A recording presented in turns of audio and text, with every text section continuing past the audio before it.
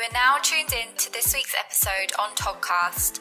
It is our mission to bring you guest speakers sharing their latest and greatest tips, skills, stories, and know-hows within their market. Let's get going.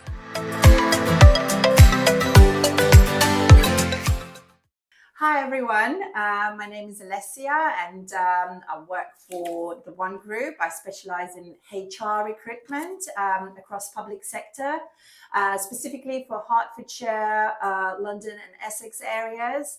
And today I have our lovely Tracey Shakespeare here, who works as an HR consultant at the moment within a council in Hertfordshire, and has joined me today to discuss a very important topic, an interesting topic about how managers manage. So we're hoping to just discuss a little bit more around challenges, about things that work or could be improved based on the experience and many years of HR consultancy and advice and support that Tracey provides to different levels of employees, including managers and senior leadership teams. So yeah, really excited to have you here today, and hope we're going to have a lovely and insightful conversation today. Yes, thank you very much for having me. Yes, yeah. I'm excited too. So yeah, that's great. That's great. So maybe let's just find out a little bit more about you first. And I was always interested, actually. I know we had a lot of conversations through the couple last years, but what was for you that aha moment when you realized that HR is going to be my thing, or I want to, find out and my career will be in HR? Okay, so I started off when I was at school. I didn't know what I wanted. Actually, I did. I said I wanted to be just a typist, a general secretary. That's what everybody wanted to go into. I think that was many years ago. And my brother encouraged me to do more and to go to university. And I was thinking, I don't know. But I eventually went to university. And at first I wanted to do law, but and my sister was like also gone for law, and whenever we had arguments or differences, she would always win, and I'd be like, I'd be a terrible lawyer. But as I started, I did a business course in uni, and then HR, human resources, one of the topics, and I was thinking, oh, wow, that's similar to law, kind of thing. But not law. But not law. But it's and I was like, no, I do like this, and plus because it's dealing with people, and I just thought, no, let me follow this. I enjoyed the module completely, and I was thinking after that, that's where I want to go. I want to follow my path down the HR route, really. Get into it. Yeah. So after I left uni, that's where I was like looking for. It was the right choice to do, wasn't it? It was good. I've had so many exciting moments throughout my career. So based on that, and based on quite many years of experience you've got at the moment, what would be an advice you think you would give to someone who is currently just thinking of maybe doing HR or making it their profession? What do you think? I would say for them to follow their heart, follow their dreams, really. If that's really what they want, then yes, go. If you can't get straight in, if you haven't got the experience, then try and do some voluntary work, really. There's so many things out there in the market now, there's podcasts that you can listen to kind of like help you develop your skill. There's like webinars that you can go on, or go to networking events, conferences, kind of thing. So I would say, if that's what they want to do, then do that, really. Follow their dreams. Ask people to mentor them, see if there's anybody in the industry that's doing what they want to do, and just dive into this world. Dive into it, really. It's not hard, really, and if you want to do that, then just follow it, just do it, and there's so many opportunities that can open up for you. Absolutely. I think because I talk to a lot of HR people at different levels as well, I think one really important thing is just to realize that whether you are a people's person, because you're going to have to work with a lot of people, isn't definitely. it? And then And then it's like you get good days and you get bad days. Yeah. So you have to be able to handle both situations. Yeah, no, definitely. I think I know that HR is always looked at as the baddie. And like, especially when you're like having those challenging meetings, having disciplinaries and capabilities and things like that, and or going into restructures, they kind of like just the individual that's, you know, being, you know, on the other side kind of thing. They feel that they're the victim, and they're always blaming HR, and you didn't, and why didn't you do this? And sometimes it can be, you know, you can take it personal. But I've always said to people, you know, in my growth journey, I've always said to people, it's just a role, it's just a job. Absolutely, it's not you. Yeah. They're not attacking you. Yeah, they're attacking the role that you're in. So do not take it personal. Yeah. You know, well, and because you have to make, or not make the difficult decisions, but you have to have those conversations, isn't it? And it's supporting those managers and leadership teams with those people things that you have to deal with, isn't it? And sometimes those difficult conversations are put on shoulders of HR people, isn't it? where actually, and I think again with conversations I'm having more and more, companies do and organizations do realize that they need to actually pass it on to the shoulders of those direct managers and you know, those leaders, because they have build those relationships with their employees. So sometimes conversation can be easier with someone you know, not HR that potentially you haven't met that many times, isn't it? No, definitely. So, I always kind of like throw it back to the managers and say, no, this is your area. I would guide them. I'd say, this is what you need to take into consideration. I'll be there to support, you know, to kind of like join you up kind of thing. And I'll hold your hand, but it's you. But I've been into so many meetings where they say, oh no, but you're going to be chairing. I said, no, this is your area. This is your employee that you're supporting. So no, you're going to be doing it. But I'll be there to hold your hand. To be there for you. And that's the job of HR, isn't it? Just to be there and support. Yeah, to support them really. Definitely. It's all good. So again, in terms of your career, if you, let's say, could do it all over again, would there be anything that you think you would do differently? There's anything that I would do differently. I don't think I would do anything differently, because I think that any challenges that you face, it's quite learning. It's learning. You learn from it, really.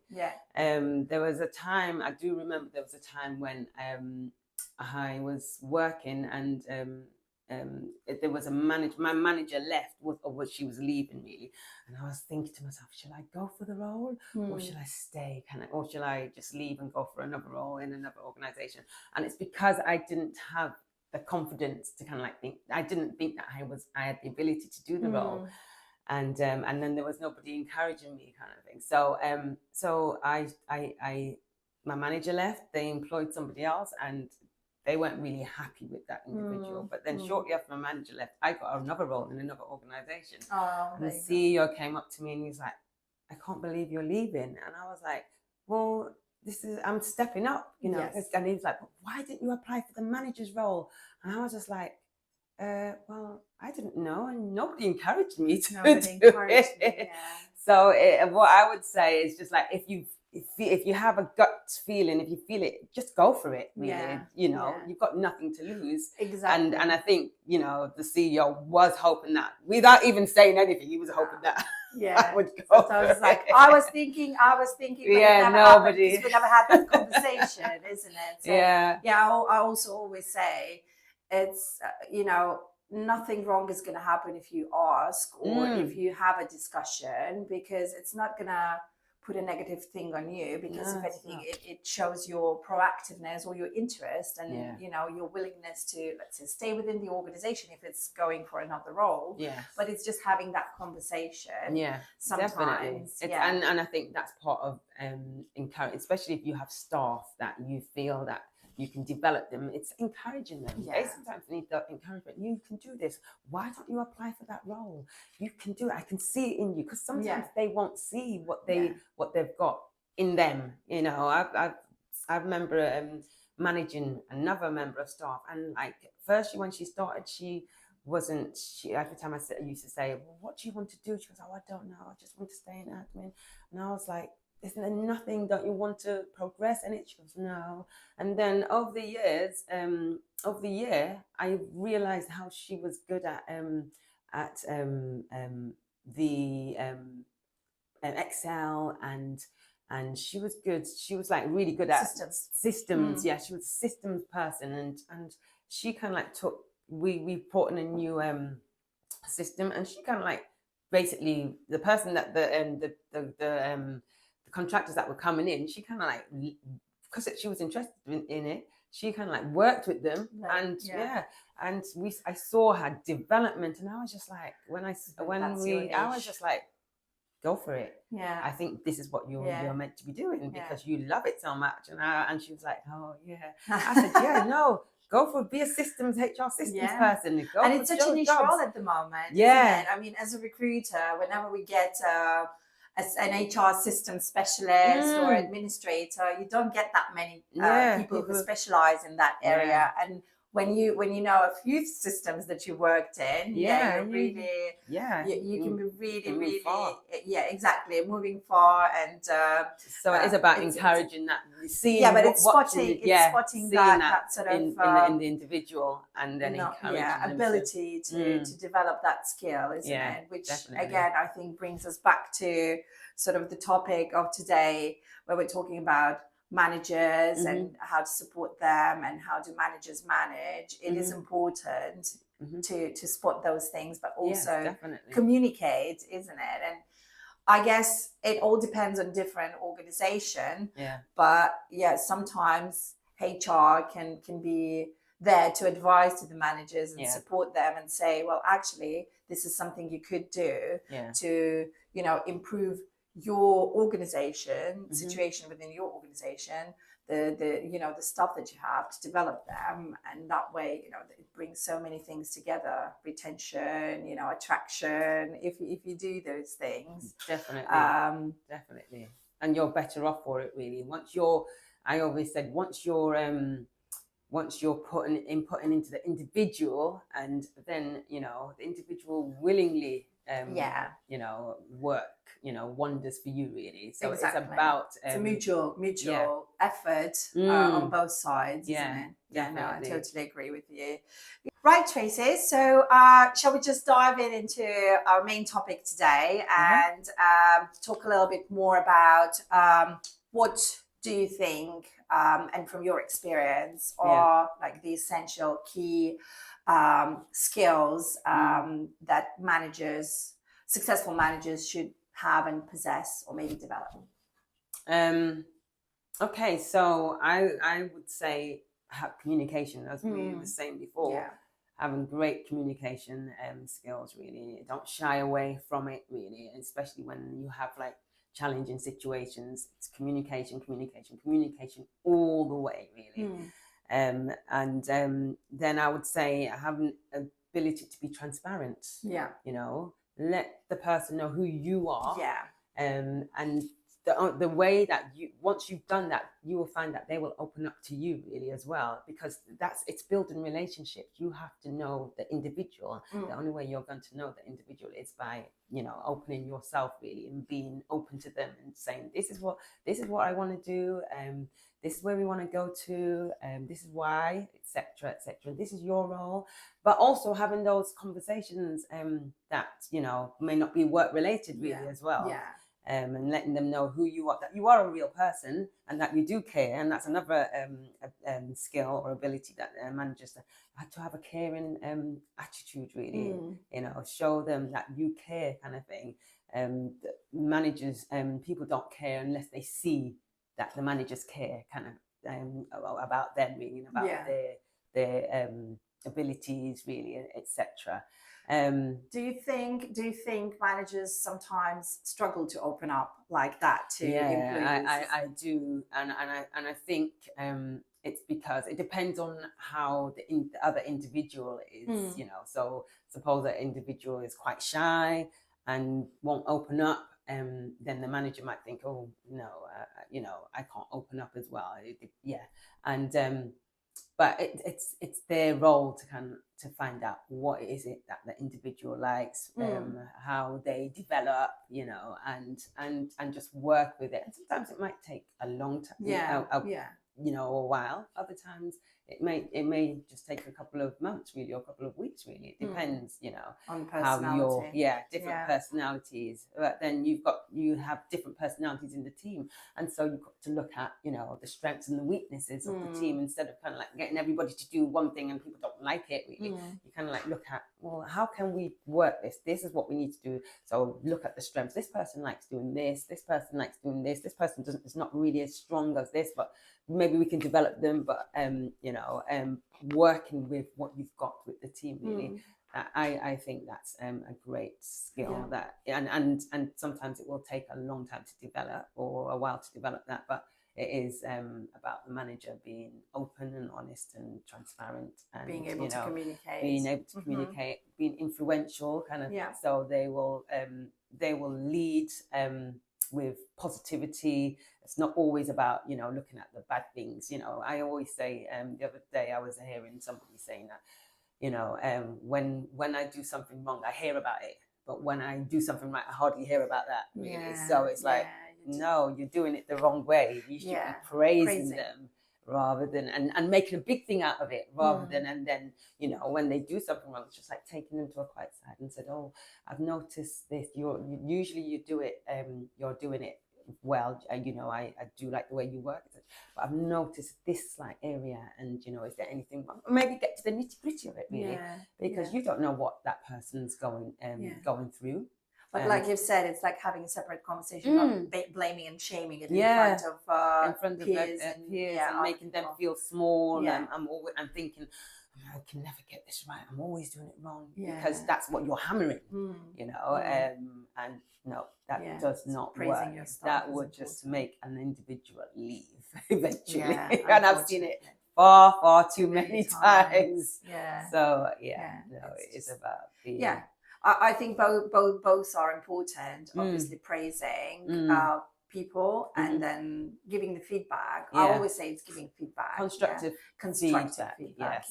Because everyone wants to work towards the success of the organization or the business. So I guess staff would be interested themselves to do well. And I think also it's the managers pulling up their sleeves and showing the individual, like, okay, let me work alongside with you. I see that you're struggling in this area. Let me show you. Let me work alongside, rather than saying, oh no, they have to just try and get it.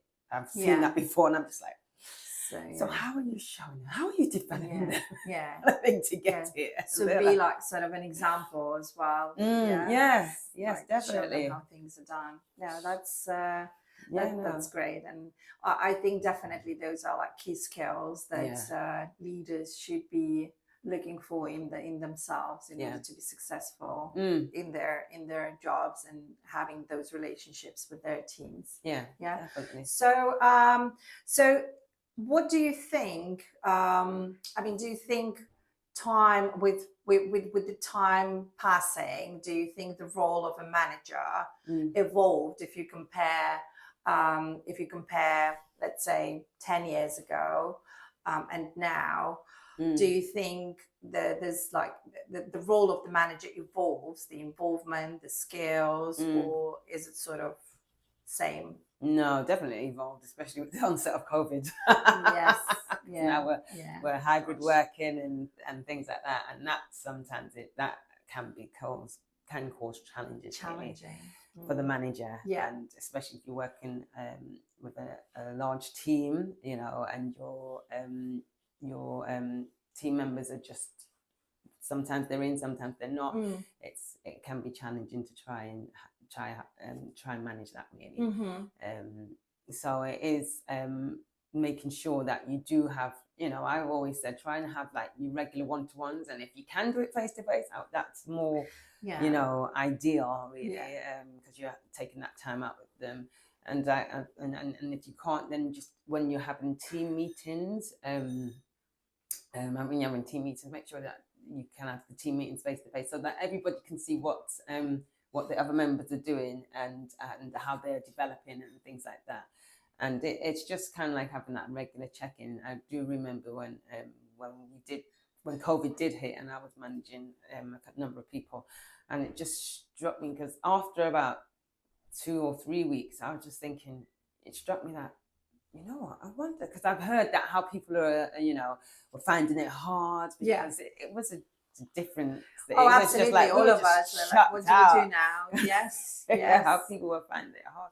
And I thought, wait a minute, I need to touch base with the team, because everybody was still just getting on with their jobs, kind of thing. Yeah. And I was thinking, I need to touch base with the team to find out what's happening, and not just for work purposes, to find out how they are, how they're doing, and each of them, when I spoke to them, they were all struggling because it was hard, and I was just like, okay. It was really good to get that insight, because I was like thinking to myself, so how do I manage this really? How do we, how can we support them? And, but yeah, it was that, insight really, and just working finding ways, solutions. Working around how we support them and how we can better encourage them to just, do what they can, and provide them with, obviously, ability to do so. Definitely.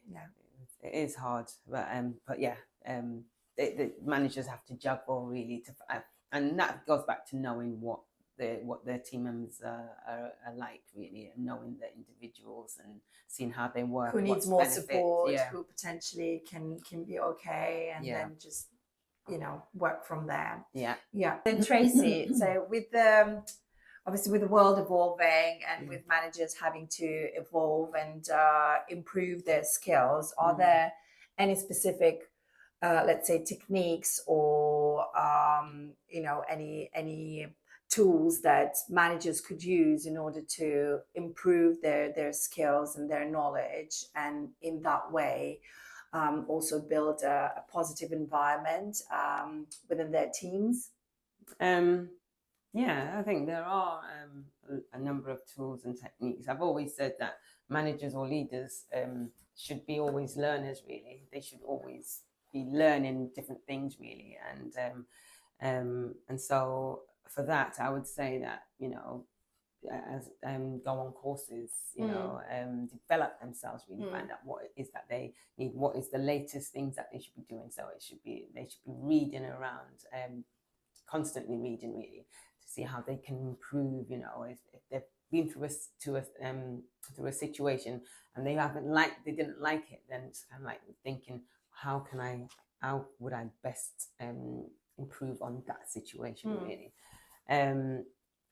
So yes, there's webinars, as I mentioned earlier, and there's podcasts that they can learn. And then also, there's they can get themselves a coach or a mentor, if they see a person that they love, kind of thing, or they like the way that person manages, then, try and see if they can help, ask for help in those areas. And then just from their superiors, just ask loads of questions, kind of thing. And, especially if they're, from their, as I said, from their managers, really ask how they're doing, really. If they feel that their manager's a good manager, really. Yeah, just ask for that sort of share the knowledge and experience. Share the knowledge and experience, or find out, well, how else can I be doing what else can I be doing to improve, really.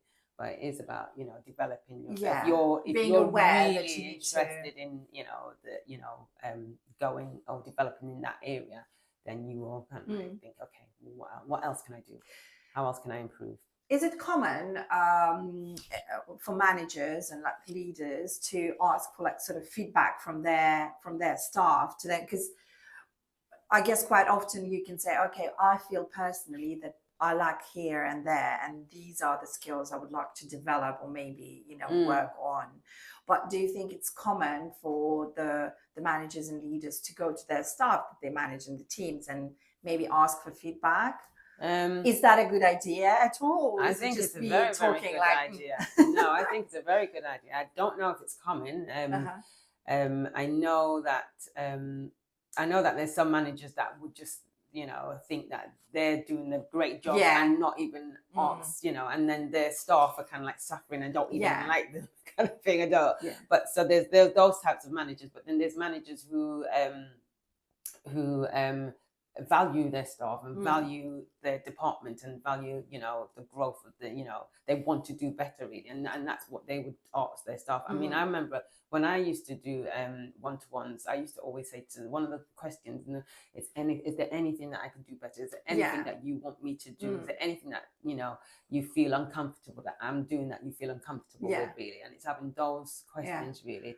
And another organisation that I used to work, we used to have 360 degrees feedback. Yes. And that was quite, you know, because people are like, oh my gosh, because you're getting feedback from your peers. And so it's not direct, because one of my questions was like, well, you know, you can always ask, but if you're asking directly, sometimes if it's a negative thing, your staff might not be like so willing to share it as well. If you've built up that relationship, they will. But if you haven't built up that relationship, you won't really.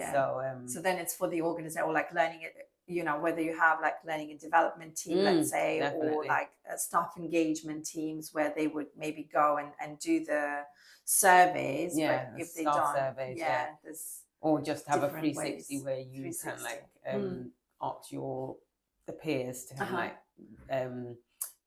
give feedback on how you are doing really. But the peers don't, the individual doesn't know, but the peers will, you know, write a feedback really, because that's and as I said, if they're not getting on well with their manager, they'll feel safe. That's a safer way, especially if it's anonymous as well. Exactly. I think when it's anonymous, you can actually get a lot of feedback that you could work with. Yeah, definitely. But then you have to be ready to get some negative feedback as well, isn't it? Constructive feedback. Well, hopefully constructive. It's the way, it's this perspective, is how people look at it really, because people can look at it and think, what? But, you know, you've got to kind of like be big enough to kind of like say, okay, all right, if a number of people are saying that that's what I'm doing, most probably I need to kind of like look into it and think how I can be better, really. So webinars, podcasts, you know, that's most probably from their own initiative. But I guess a lot of organizations would have support. Definitely management development really as well, especially for first-time managers really. And I've heard that some first-time managers, because they are, and this is just happens everywhere. People are good at their jobs really, and then they get promoted to management. And it's like, to share your knowledge and experience, isn't it? But then you have to also manage the team. So even though they're good at the role, they might not be a good managers really. That's a different skill set. That's like a people skill set that they need to know and need to develop. So I've known that there's people that were like, well, I don't know how to do it. Yes, I'm good at this, but I don't know, because they have not been, they've just, the managers have just, or the directors just thought, okay, yes, they're very, very good at this. They're bringing in the numbers. So we're going to promote you to this level where you're managing so much stuff, but they don't have a clue. And I think that is wrong, especially if they haven't been trained. So they need to be like managers for first time, you know, or first time management training really, before, because people will either stifle in that role or get it wrong and struggle and not develop the individuals, and people will suffer in that process really. So they have to get it right really, especially if you're a first-time manager, isn't it? Definitely. No, absolutely. So Tracey, it is very obvious that you know, managers do need that support, and you know, like we were discussing, there are managers who have years of experience, and there are managers who potentially just started managing teams. So how do you think they can build that confidence and self-esteem being a manager? As I said, obviously go on courses if it's not been identified, if a course is not being identified to them and they feel that they're struggling, then they need to speak to their managers and they need to go on a course, or see if their managers can show them, coach them really in that correct way. Also, I would suggest, I would think that they have I mentioned? Yes, I've mentioned them reading books, but just doing it really. Just doing it. Throwing yourself. Just doing what they feel that is good, kind of. So they would have had experience themselves from being managed really. So they take on the different, you know, whatever they feel is good, and they do it really. Yeah. And as I said, it'd be good to get feedback really, from either the cohorts really, the employees that they're managing or their team members that they're managing, and see Take how it they from get there. on. Take it from there. And plus they will always see it, if they're doing good, because then it results in the work that's been produced really. And if it's not produced, then obviously there's something that's not working. So let's say those, I guess there's good things and bad things that are always happening. So when and I think the most challenging things are managing those like difficult situations, having difficult conversations, and if there's a conflict either between yourself and an employee or between two employees, it's just managing those difficult conversations. So how do you think, what can they do in order to, let's say, improve those skills, or what skills do they need to have to be good at it? Okay, so I would say, yes, having those difficult conversations, they need to not shy away from it really. If something happens really, a lot of managers think, okay, they see something's happening that they don't like, and they'll think, okay, it will die down. No, don't do that. Kind of like address it straight away. Address it straight away. Just say, okay, maybe bring them in saying, okay, I see you've been doing very, very good, all the way, up to now, really, you've really done good work. However, there is a little thing that I want to, talk to you about really. And just bring it up saying, I noticed this, and ask them about it, what happened, or, because as I said, the individual might have been going through a one-off situation that day, so you don't know what's happening in their lives really. So it's kind of like having those conversations, saying what happened really, and instead of kind of like going in and say, oh, you did this and you need to improve here, you need to go in gently and just find out what happened, and then say, very supportive nature, and then take it from there. Say, okay, thank you for being open. Okay, this is how we're going to move on now, really. And yes, I'm here to support you. And so if there's anything, just come to me first, really. And if there's anything that you're struggling with, come to me, and then we can deal with it together. So it is having that support element. It doesn't, hard conversations or difficult conversations doesn't have to be difficult if you address it straight away, really. And then obviously if it continues and the individual's not improving, then you still have to have those conversations and say, okay, this is what we've done, this is how I've supported you. You're not improving, so maybe we have to go to the next level, really. And what the next level would be like? Would you involve? Would be involved other managers, really. So it could be going to a panel, saying it could be a disciplinary or capability, issue, because they've been given, and even through that stage, really, they can, especially for the capability, they could be supportive, and they can turn around, because at that time, that's when they may think, oh my gosh, this is serious, really, and they may change their attitudes or their behaviours.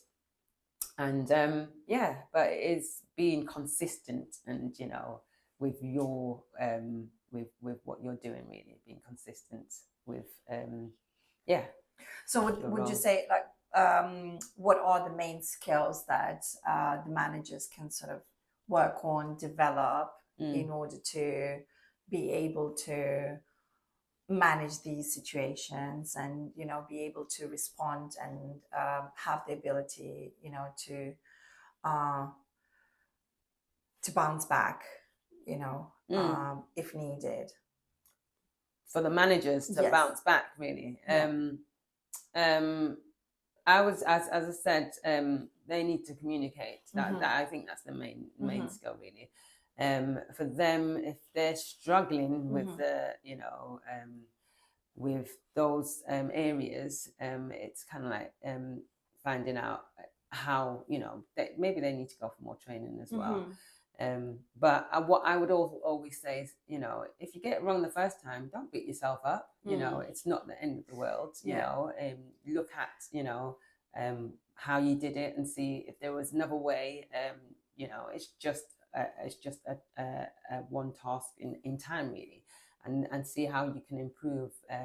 Look at how people have dealt with conflicts before, really, and see if that works for you, really. But it's all a trial and error, really. Yeah. You have to try things, and see if it works for you, because everybody is an individual. They've all got different personalities, and some people are stronger in some areas and weaker in other areas. So it's kind of like looking at your strengths, working with your strengths, really, to combat those weaknesses, really. So it is flexibility and resilience is important. It is. Yeah. Don't keep yourself down, kind of thinking, oh, I can't do this. No, you can. Everybody did, but you're human as well. You're a human. There's just a different way that you need to deal with it. That you can deal with it, really. So it is those things, really encouraging yourself, really, and saying, I can do this, you know, and if you've got somebody else who can encourage you as well, whether it's your manager or somebody you're getting coached from, then yes, go to them and say, well, how could I have done this better, really? But don't stay there. That's what I was saying. Don't stay in your, oh, I don't know if I could do this. Just, you can move on, you can. Don't get stuck. Just move on. So it sounds like there's so many, skills and abilities and things that, managers should look into and be able to either offer, provide support, or develop within themselves. Makes me think sometimes alongside their day-to-day job, because there's also that side, isn't it? How can they, fit it in, prioritize, the side of personal development and, building those skills? Because it does sound difficult, alongside your day-to-day job. Is there any advice you can give? No, it is. It can feel overwhelming when you look at the, oh, this is what I'm going to do. This is what I'm going to, I've got to do this, I've got to do this, and I've got to fit in my own development. And I hear managers saying that, really. But I always say, you've got to look at what it is that you want, really. Look at, what is the main thing that you want at this time, really. It doesn't need to be, you can have a plan for like how you're going to be developing, but what do you want in this like 3 to 6 months? And then you make a plan around that, okay, so am I going to focus on developing the team, and then how I'm going to put, and I suppose when you're focused on developing the team, then you will have to put some time in to develop you, really. So it's kind of like having a plan and sticking to it, making sure that you every day there's something, so put maybe one day, so maybe one day or half a day you may you may put in a time where you're just going to be developing, looking at you, and then the rest of the days, you're developing your team, and some of the days you're developing your team, and then other days you're looking at the main jobs, really. So it is, thinking, what do I want? What things am I going to be working on this period? And then putting a plan around that and sticking to it, really. Short-term, long-term plans, and then the whole strategy and how that works. And then you can also get advice as well from your peer, your superior, really, or if you're getting coached, someone say, this is what I'm thinking of doing, how I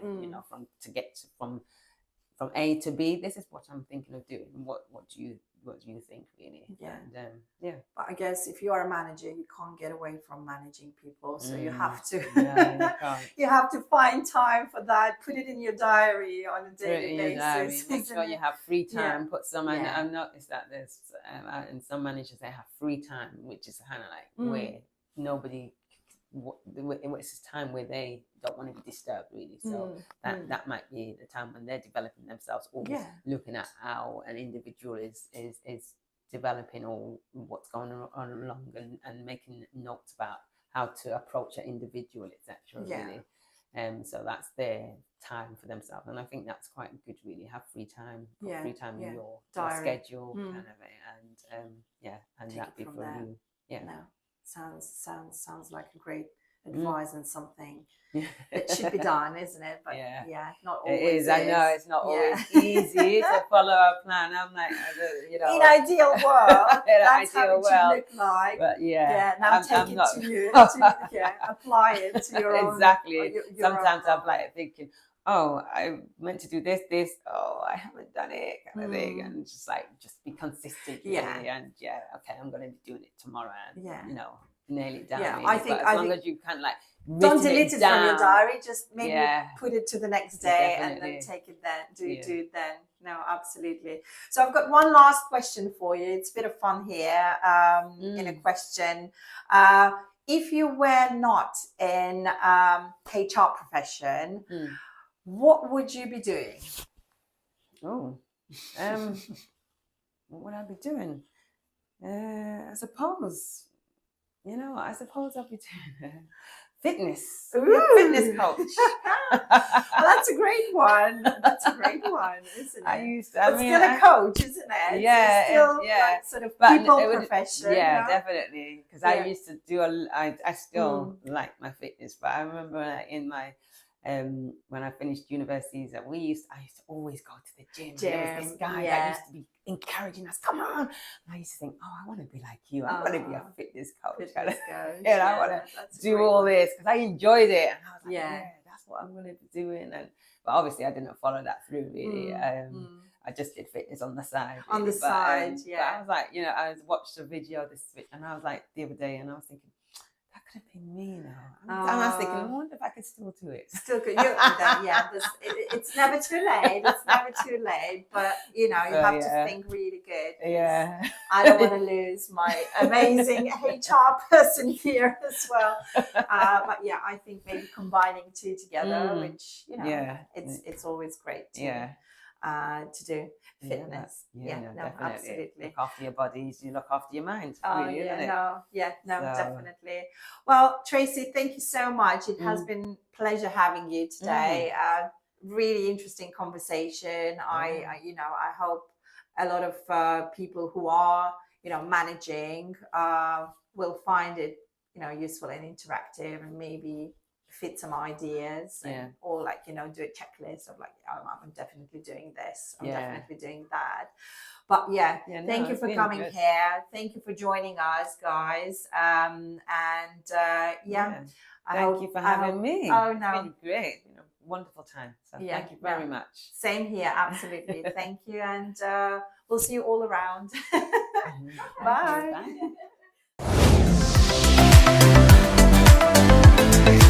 That's a wrap for this week's episode.